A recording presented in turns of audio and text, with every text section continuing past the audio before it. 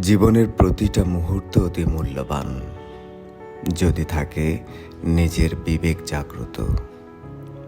সময় চলে যাচ্ছে, ডুবে যাচ্ছে জীবনের বেলা।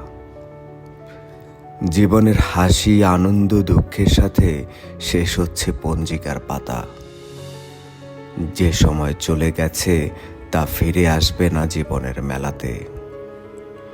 সময়ের সাথে সাথে পরিবর্তন হয় জীবনের গতি, পথের চিরচেনা পথ।